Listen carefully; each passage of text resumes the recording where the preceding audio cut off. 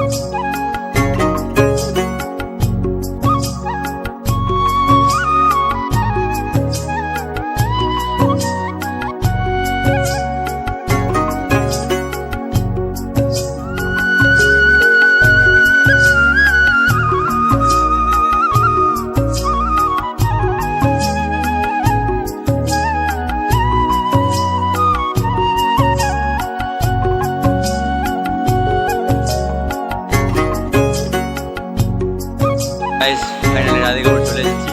দেখো guys, I love মাই রাধিকাপুর, বুঝতে পারছো? তো এখন যাই, এখন যাবো রাধিকাপুরে, মানে নদীর ধারে গিয়ে স্নান করবো আর কি।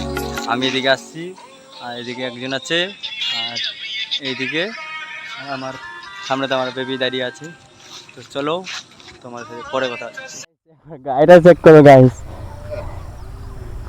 একদম গাড়ি শুনে ভূত হয়ে গেছে একদম, কি বলবো আর, এত সামনে এত কাদা। চলো ওখানে চলো, গাড়িটাকে একটু ওয়াশ টাশ করে নেবো। গাইস এখন হেঁটে হেঁটে যাচ্ছি, মানে গাড়িটা নিয়ে গেলেও, তো এখন আমরা হেঁটে হেঁটে যাবো। তো চলো হেঁটে হেঁটে যাচ্ছি আমরা এখন। দেখতে পাচ্ছি আমি আর আমার সাথে একটা ফ্রেন্ড আছে, তো দুইজনে মিলে হেঁটে হেঁটে যাচ্ছি স্নান করার জন্য। তাও আর অন্য কিছু না, স্নান করার জন্য যাচ্ছি। একদম কোথায় দিয়ে নিয়ে যাচ্ছে কি বলবো, আর রাধিকাপুরে এসে কোথায় ঘাটেতে নিয়ে যাচ্ছে, সেজন্য হাঁটে হাঁটে যাচ্ছি আমরা। গাড়িটা নিয়ে গেল, তো ফাইনালি চলে আসলাম ঘাটেই। দেখো আমি আর আমার পিছনে ও আসতেছে, আর ওখানটায় দাঁড়িয়ে আছে। তো যাচ্ছি, কাছাকাছি চলে আসছি। দেখি এখন ওই ঘাটে নামানোর রাস্তা কোনটা, তো গাড়িটাকে একটু নামিয়ে দিব আর কি।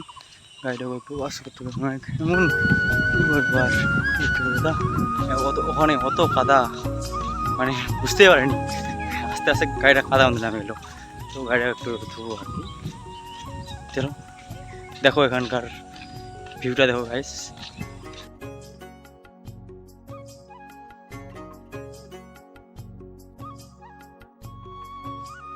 তো কাদা হয়ে গেছিলো না, সেই জন্য নদীতে হালকা জল ছিল, সেই জন্য নদীতে গাড়িটা নামিয়ে দিলাম নিচে। তো দুজনেই গাড়িটা পরিষ্কার করছে আর কি। তো দেখো গাইস, দুজনেই গাড়িটা পরিষ্কার করছে আর এই ভিডিও করছিল। তো ভালো করে ধরছিলাম যাতে নোংরা না থাকে। দেখো গাইস, দেখো গাইস, ভিডিওটি লাস্ট পর্যন্ত দেখবা।